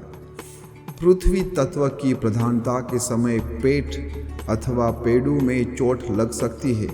जल तत्व के समय पैरों में, अग्नि तत्व की प्रधानता के समय जांघों में और वायु तत्व की प्रधानता के समय भुजा में चोट लगने की आशंका रहती है। आकाश तत्व की प्रधानता के समय सिर पे चोट लगती है। इसी प्रकार स्वरोदय शास्त्र के अनुसार चोट लगने के उपयुक्त 5 अंग विशेष माने जाते हैं।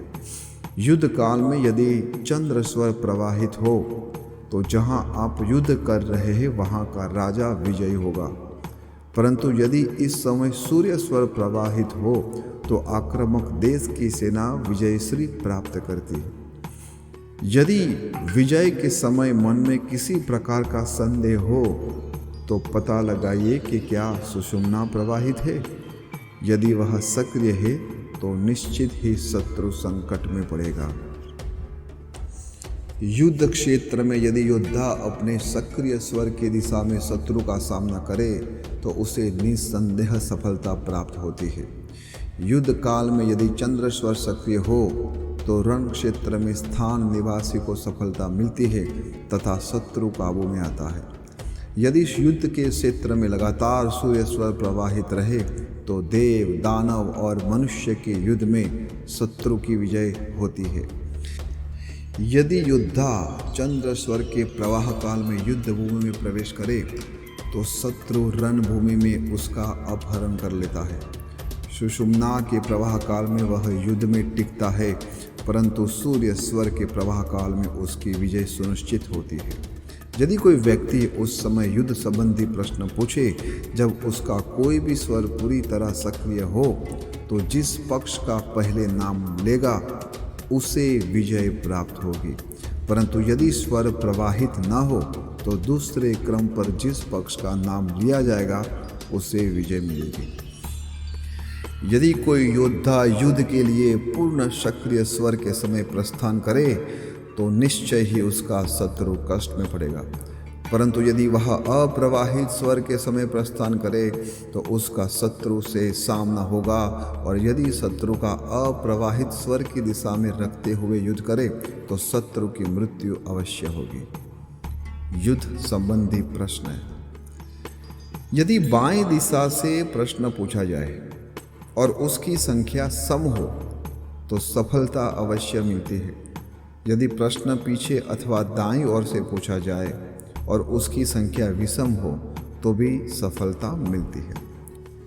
यदि प्रश्न पूछते समय चंद्र स्वर प्रवाहित हो तो समझौते की संभावना रहती है, परंतु यदि उस समय सूर्य स्वर प्रवाहित हो तो समझौते की संभावना नहीं, वरन युद्ध चलते रहने की संभावना रहती है।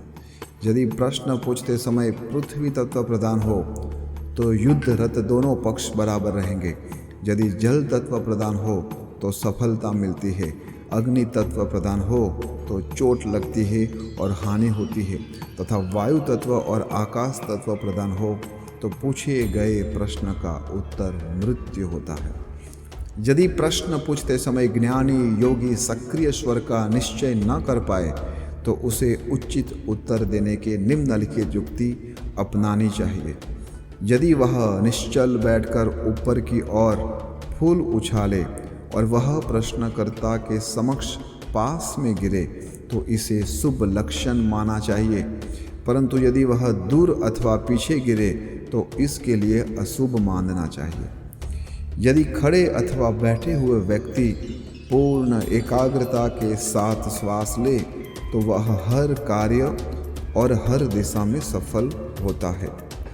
जब व्यक्ति सुषुम्ना के प्रवाह काल में निम्न हो तो बड़े से बड़ा अस्त्र शस्त्र शत्रु अथवा विषधर भी न तो उसे मार सकता है और न कष्ट पहुंचा सकता है।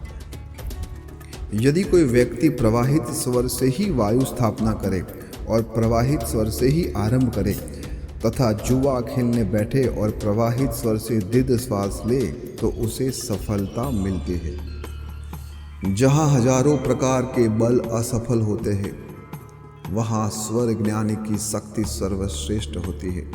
न केवल इस लोक में अपितु उच्चतर लोकों में भी स्वर योगी को अत्यंत शक्ति संपन्न माना जाता है। किसी मनुष्य में 10, 100, 10,000, लाख या एक राज्य के बराबर बल होता है। 100 यज्ञ करता देवराज इंद्र का बल करोड़ गुना अधिक है। स्वर ज्ञानी इंद्र जैसा शक्तिशाली होता है। देवी ने पूछा, अपने युद्ध में सफलता के बारे में बहुत कुछ बताया, परंतु उस योद्धा का क्या होगा जिसका साक्षात यमराज से मुकाबला हो? वह उन पर किस प्रकार विजय प्राप्त करेगा? भगवान ने कहा, जो व्यक्ति ध्यान और एकाग्रता में स्थिर है, हर क्षण इष्ट देव तथा 3 नाड़ियों के संगम स्थल अनाहत चक्र का ध्यान करता है, उसे न केवल सर्वांगीण पूर्णता अपितु हर स्थिति में सफलता मिलती है। यह संपूर्ण जगत अनभिव्यक्त सर्वोच्च चेतना से अथवा शक्ति द्वारा निर्मित हुआ है। जो व्यक्ति सांसारिक रागों से ऊपर उठ जाता है उसे यह निराकार उच्चतम अवस्था उपलब्ध होती है। देवी ने पूछा, हे देवाधिदेव, आपने नर युद्ध, यम युद्ध तथा मोक्ष आदि के विषय में बहुत कुछ कहा है। अब यह बताने की कृपा करें कि इच्छा शक्ति द्वारा दूसरों को किस प्रकार अपने वश में लाया जा सकता है। वर्षफल। विद्वजन चैत्र शुक्ल प्रतिपदा को प्रातःकाल तत्व विश्लेषण कर सूर्य के उत्तर या दक्षिण की ओर गति का ध्यान रखते हुए आगामी वर्ष की घटनाओं संबंधी पूछे गए प्रश्न के उत्तर दें। यदि उस दिन चंद्र स्वर के समय पृथ्वी तत्व, जल तत्व अथवा वायु तत्व सक्रिय हो तो आने वाला वर्ष संपन्नता, विपुल उपज तथा वर्षा से भरा सुखमय होगा। परंतु यदि अग्नि तत्व अथवा आकाश तत्व प्रधान हो तो आगामी वर्ष में अकाल पड़ेगा, बाढ़ से क्षति होगी और दुख तथा पीड़ा का अधिक रहेगा। यदि उस समय सुषुम्ना नाड़ी प्रधान हो तो दुष्ट परिस्थितियों का निर्माण होगा, देश का विभाजन होगा, महामारी, पीड़ा और अभाव भी भरपार रहेगी। मेष संक्रांति के समय जब सूर्य संक्रमण करता है, तत्व विश्लेषण किया जा सकता है। उस समय प्रवाहित स्वर के अनुकूल लोगों के पक्ष में आगत घटनाओं को विश्लेषण किया जा सकता है। यदि किसी माह में प्रत्येक दिन पृथ्वी तत्व अथवा जल तत्व की प्रधानता हो तो उस माह का प्रत्येक दिन सुख संपन्नता और सुसमाचार से पूर्ण होता है। परंतु यदि वायु तत्व, अग्नि अथवा आकाश तत्व की प्रधानता हो तो स्थिति विपरीत रहेगी। जब पृथ्वी तत्व प्रधान होगा तो वह देश के लिए वर्षा, अच्छी फसल, आनंद और संपन्नता तथा सुख शांति प्रदान करने वाला होता है। इसी प्रकार जल तत्व की प्रधानता भी अच्छी वर्षा, आनंद और संपन्नता एवं अच्छी फसल प्रदान करने वाला होता है। परंतु यदि अग्नि तत्व प्रधान है तो अकाल, सूखा, युद्ध तथा ऐसी अनेक प्रकार की समस्या उठ खड़ी होने की आशंका रहती है। यदि मेष संक्रांति के समय वायु तत्व प्रदान हो तो अनेक प्रकार के उपद्रव, क्रांति, सूखा, अकाल तथा दुश्मन के आक्रमण की आशंका रहती है। मेष संक्रांति के समय यदि आकाश तत्व प्रबल हो तो संपन्नता कोसों दूर रहती है। यदि स्वर अपनी पूर्णता में प्रवाहित हो और उपयुक्त तत्व उदित हो तो सुख संपन्नता अवश्य आती है। जब सूर्य स्वर और चंद्र स्वर बारी बारी से प्रवाहित होते हैं तो यह बढ़िया फसल का शुभ संकेत माना जाता है। यदि सूर्य स्वर में अग्नि तत्व प्रवाहित हो अथवा केवल आकाश तत्व की सक्रिय हो तो यह कीमतों में अचानक उछाल आ सकता है। अस्तु समय रहते ही अन्न संग्रह कर लेना उचित रहेगा। यदि संक्रांति रात्रि में पड़े तथा उसकी अगली सुबह सूर्य स्वर प्रवाहित हो तथा यदि उसमें अग्नि तत्व, आकाश तत्व अथवा वायु तत्व प्रदान हो तो निश्चय ही पृथ्वी पर भयंकर आपदा आएगी, क्रांति अथवा उपद्रव उठ खड़े होंगे। व्याधियों और तत्व। यदि व्याधि संबंधी प्रश्न के समय पृथ्वी तत्व सक्रिय हो तो यह मानना चाहिए कि बीमारी प्रारब्ध के कारण है। यदि जल तत्व प्रधान हो तो बीमारी का कारण दोष, वैषम्य होता है। परंतु यदि अग्नि तत्व प्रधान हो तो बीमारी का कारण साकिनी देवी का प्रकोप अथवा तो पितृदोष माना जाता है। यदि कोई प्रश्नकर्ता अप्रवाहित स्वर की दिशा से आए और प्रवाहित स्वर की दिशा में बैठे और किसी भी बीमारी से संबंधित प्रश्न पूछे तो मूर्छित अवस्था में अंतिम श्वास गिनता व्यक्ति भी रोग मुक्त हो जाता है। यदि प्रश्नकर्ता सक्रिय स्वर की दिशा में हो तो जीर्ण रोग भी किसी भी अवस्था में क्यों ना हो दूर हो जाता है। यदि सूर्य स्वर की सक्रिय हो और बीमार का संबंधी बदहवास बढ़ता आए तो इसके तात्पर्य यही है कि रोगी रोग मुक्त होगा। परंतु यदि उस समय चंद्र स्वर सक्रिय हो तो उसकी दशा में सुधार हो सकता है। यदि प्रश्नकर्ता जो अपनी जीवन शक्ति को सुरक्षित रखने में सक्षम है अथवा मन को एकाग्र कर सकता है, यदि वह जीवन शक्ति की दिशा में खड़ा हो अपने जीवन में संबंधित प्रश्न पूछता है तो उसके प्रश्न का उत्तर शुभ फलदायक होगा। यदि दाएं अथवा बाईं नासिका से भरपूर श्वास लेते समय किसी की बीमारी से संबंधित प्रश्न पूछा जाए तो रोगी निस्संदेह रोग मुक्त होता है।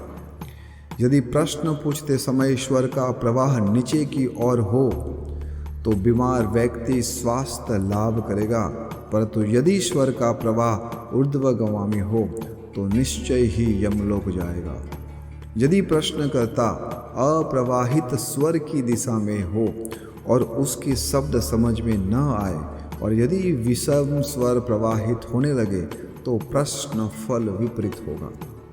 यदि आपका चंद्र स्वर तथा प्रश्नकर्ता का सूर्य स्वर प्रवाहित हो रहा और प्राणवायु से युक्त हो तो बड़े से बड़े वैद्य भी उसका उपचार नहीं कर सकता। यदि पिंगला नाड़ी सक्रिय हो और प्रश्नकर्ता बाईं ओर से प्रश्न पूछे तो भले ही शिवजी ही क्यों न उसकी रक्षा करे, रोगी बचेगा नहीं।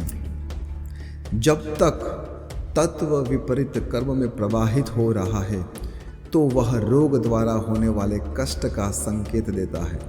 परंतु जब दो तत्व विपरीत कर्म में प्रवाहित हो रहे हो तो यह मित्रों और रिश्तेदारों के लिए अशुभ माना जाता है। जब एक ही तत्व लगातार 1 महीने तक प्रवाहित हो तो मृत्यु अवश्यंभावी होती है। समय इस क्रम अनुसार विद्वजनों को प्रत्येक पक्ष, माह और वर्ष के प्रारंभ में तत्व की जांच करनी चाहिए। मृत्यु के समय आसपास भी यह जांच करनी चाहिए। इसे समय ज्ञान कहा जाता है। भौतिक शरीर का निर्माण 5 तत्वों से हुआ है तथा वह प्राण पर आधारित होता है। सूर्य नाड़ी में प्राण का प्रवाह व्यक्ति की मृत्यु से रक्षा करता है, इसीलिए प्राण को शरीर की ज्योति कहा जाता है। यदि सक्रिय स्वर नाड़ी में प्राण को रोका जाए तो इस अभ्यास से पिंगला शक्तिशाली होती है और दीर्घायु की प्राप्ति होती है। इस अभ्यास द्वारा योगी बिंदु चक्र से टपकने वाले अमृत को सहस्त्रदल कमल चक्र में दिशांतरित करता है तथा इस प्रकार बल और अमृत प्राप्त करता है। जो नियमित रूप से रात्रि में ईड़ा के प्रवाह को तथा दिन में पिंगला के प्रवाह को रोकता है वह योगी होता है। इसमें किसी प्रकार का संशय नहीं है। मृत्यु संबंधी भविष्यवाणी।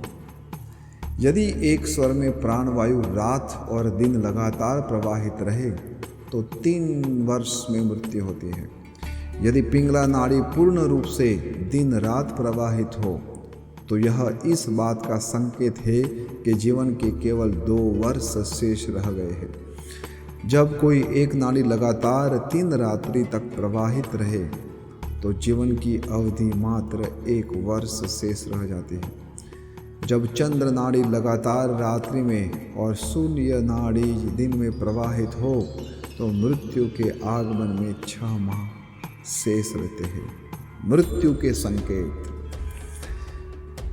यदि कांसे के पात्र में सूर्य का प्रतिबिंब किसी दिशा से कटा फटा दिखे तो यह अनुमान लगाया जा सकता है कि मृत्यु 1, 2, 3 या 6 माह में होगी। परंतु यदि सूर्य के प्रतिबिंब के बीचों बीच छेद दिखे तो जीवन केवल 10 दिन शेष रहता है।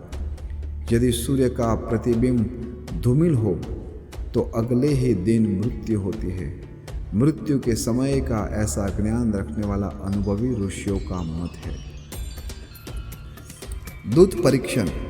यदि प्रश्नकर्ता लाल, नारंगी अथवा काले रंग के कपड़े पहना हो, उसके दांत टूटे हो, उसके उत्तर तीखे हो, केस मुड़ित हो अथवा उसके हाथ में रस्सी, राख, अग्नि, खोपड़ी अथवा चिमटा। यदि सूर्यास्त के समय स्वर अप्रवाहित हो, यदि वह जिस दिशा से आया उसी दिशा में बैठता है तो यह मानिए कि वह साक्षात यमराज का दूत है। यदि रोगी की दशा अचानक बिगड़ जाए और कुछ क्षण बाद उसमें सुधार दिखने लगे अथवा वह प्रलाप करने लगे तो उसे संति पात्र का लक्षण मानना चाहिए। इस अवस्था में व्यक्ति का शरीर ठंडा हो जाता है, उसकी दशा बदतर होने लगती है तो उसका अनिष्ट जानना चाहिए। यह मैं विस्तार पूर्वक कहता हूँ। जो व्यक्ति दुष्टतापूर्ण बात करता है और उसके बाद शुभ वाणी सुनकर पश्चाताप करता है तो वह निस्संदेह अचानक मृत्यु को प्राप्त होता है। जिस व्यक्ति का प्रश्वास ठंडा और श्वास अग्नि तुल्य दाहक होता है उसे बड़े वेद भी मृत्यु से नहीं बचा सकते। जो व्यक्ति प्रयास करने पर भी अपनी जीभ आकाश, ध्रुवतारा, मातृमंडल, अरुंधति, चंद्रमा अथवा सुबह और शाम का तारा नहीं देख सकता, वह 1 वर्ष के भीतर ही यमलोक की यात्रा कर सकता है। मृत्यु के लक्षण। जब कोई व्यक्ति सूर्य अथवा चंद्रमा की किरणों का प्रतिबिंब न देखे, अग्नि के ताप अथवा प्रकाश का अनुभव न कर पाए तो यह दर्शाता है कि उसका जीवन मात्र 11 माह शेष रह गया है। यदि इस शिव आकृति का रंग पीला हो तो यह उसकी आगता ऋणता का संकेतक होता है। यदि आकृति लाल हो तो भय और आकृति नीली हो तो हानि, दुख तथा अभाव की पूरी संभावना रहती है। परंतु यदि यह आकृति बहुरंगी हो तो योगी पूर्ण सिद्ध होता है। यदि छाया में चरण, टांगे तथा दोनों भुजाएं गायब हो तो यह मानना चाहिए कि उसकी मृत्यु अत्यंत निकट और अवश्यंभावी है। यदि छाया में बाईं भुजा ना हो तो पत्नी की मृत्यु, यदि दाहिनी भुजा ना हो तो निकटतम मित्र की मृत्यु तथा स्वयं अपनी मृत्यु 1 माह में होती है, इसमें जरा भी संदेह नहीं है। यदि छाया में सिर ही ना हो तो उस व्यक्ति की आयु मात्र 1 माह शेष मानी जाती है। जांघें और कंधे ना हो तो 8 दिन में मृत्यु होती है और एकदम प्रतिबिंब बने ही नहीं तो तत्क्षण मृत्यु का योग होता है। प्रातःकाल सूर्य की ओर पीठ कर खड़े हो जाए और जमीन पर अपने बनने वाली छाया पर मन को एकाग्र कीजिए। यदि छाया में उंगली न दिखे तो तुरंत मृत्यु होगी। यदि पूरी की पूरी छाया ही न दिखे तो उसी क्षण मृत्यु होगी। यदि कान, सिर, हाथ, चेहरा, पीठ अथवा छाती न दिखाई पड़े तो मानो मृत्यु एकदम पहुंच गई है। यदि छाया का सिर न हो और व्यक्ति को दिशा बोध न रह जाए तो वह मानना चाहिए कि उसका जीवन केवल 6 माह शेष रह गया है। यदि किसी माह में लगातार 16 दिन सूर्य नाड़ी प्रवाहित हो तो यह मानिए कि जीवन मात्र उतने ही दिन शेष है जितने दिन माह में बचे हैं। यदि सूर्य नाड़ी लगातार प्रभावित हो और चंद्र नाड़ी 1 मिनट भी न प्रवाहित हो तो 15 दिन में मृत्यु होती है, ऐसा काल ज्ञानी योगियों का कथन है। जब किसी व्यक्ति का सोच के समय मलमूत्र और अपान वायु एक साथ निकले तो उस व्यक्ति की 10 दिन में मृत्यु होती है। यदि किसी व्यक्ति की चंद्र नाड़ी लगातार प्रवाहित हो और सूर्य नाड़ी 1 मिनट भी न प्रवाहित हो तो उस व्यक्ति का उसी महीने मृत्यु का योग रहता है, ऐसा काल ज्ञानियों का निश्चित मत है। यदि अरुंधति, ध्रुव तारा तथा मातृमंडल आकाश में दिखाई ही न पड़े तो समझिए कि वह व्यक्ति एकदम आयुष्यहीन हो गया है। यदि अपना भ्रूमध्य न दिखाई पड़े तो 9 दिनों के भीतर मृत्यु होती है। यदि व्यक्ति कानों से ध्वनि सुनने में असमर्थ हो तो 7 दिनों से मृत्यु होती है। नेत्र गोल को न देख सके तो 5 दिनों में मृत्यु होती है। यदि नासिका ग्रह न देख सके तो 3 दिनों में मृत्यु होती है और यदि अपनी जीभ न देख सके तो 1 दिन बाद उसकी मृत्यु की पूरी आशंका रहती है।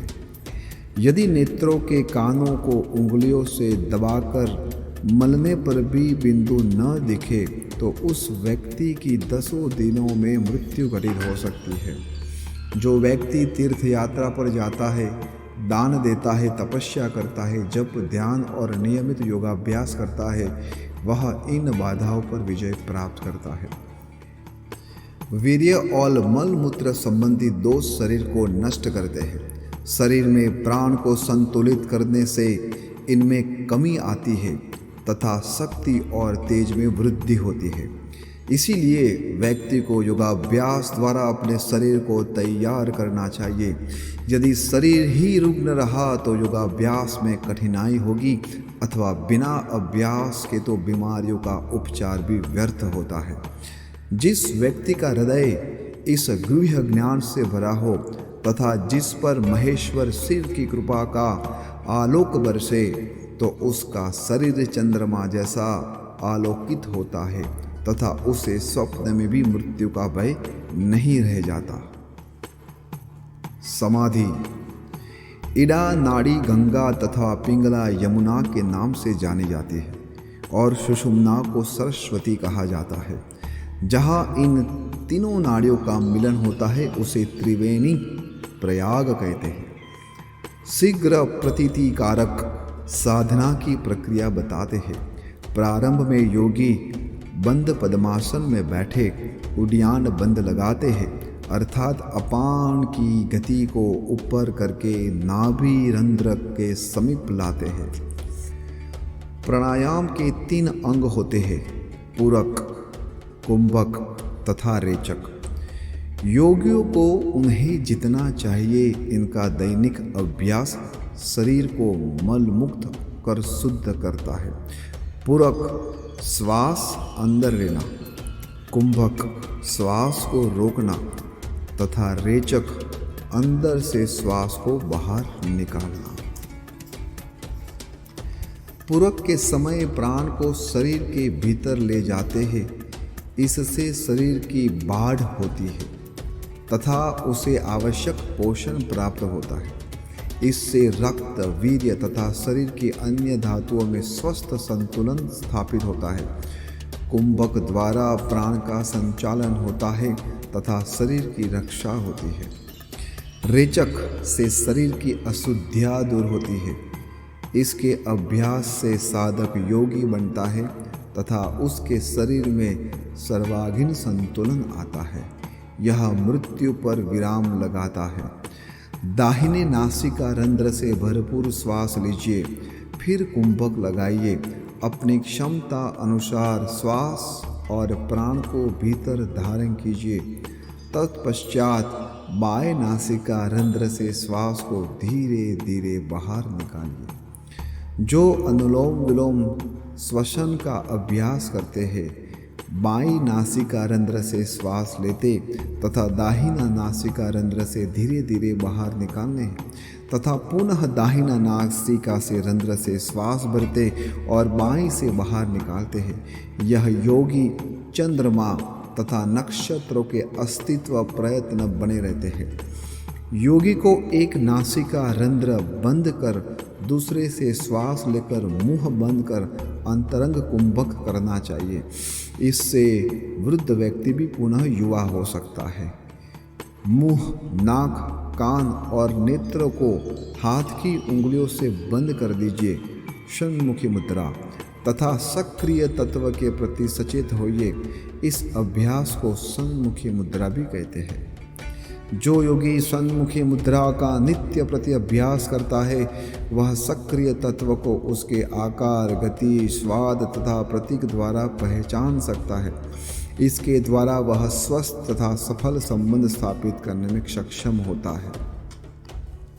जो योगी इच्छा कामनाओं से मुक्त होते हैं, जो किसी भी चिंता अथवा परेशानियों के बंधनों से दूर है, वे संसार में इस प्रकार निर्लिप्त रहते हैं मानो रंगमंच पर लीला का अभिनय कर रहा हो। ब्रह्मांड का दर्शन नेत्रों की क्षण मात्र की स्थिरता की शक्ति द्वारा ही संभव होता है। अस्तु, योगी को अपने मन को पूर्णतया अचंचल बनाना चाहिए। इस प्रकार प्रतिदिन जीवन में 3 घड़ी की वृद्धि होगी, क्योंकि यह तंत्र में पूर्ण तत्व का लक्षण है। किसी परम गृह तंत्र का महेश्वर शिव ने अपनी गुफा में पार्वती के समक्ष उद्घाटन किया था। योगी बंद पद्मासन में बैठ मूल बंद लगाकर अपने वायु को रोक उसे सुषुम्ना के रास्ते आकाश में जहाँ शिव का निवास है ले जाता है। जिन्होंने इसका अनुभव किया है वे धन्य है, परम सौभाग्यशाली है। जो योगी इन श्लोकों को जानता है तथा प्रतिदिन इनका पाठ करता है, उसके समस्त शोक संताप दूर होते हैं, इच्छाएं पूरी होती है तथा अंत में वह मुक्ति को अधिकारी होता है। जो स्वर का सम्यक ज्ञान प्राप्त करता है, उसके चरणों में सदैव लक्ष्मी वास करती है तथा वह जीवन के हर क्षण परम आनंद उल्लास में रहता है। जिस प्रकार वेदों में ओमकार का सम्मानजनक महत्व है तथा ब्रह्मवेता ब्राह्मण सूर्य को अपार सम्मान तथा महत्व देते हैं, उसी तरह ही संसार में स्वर योगी का भी आदर सम्मान होता है।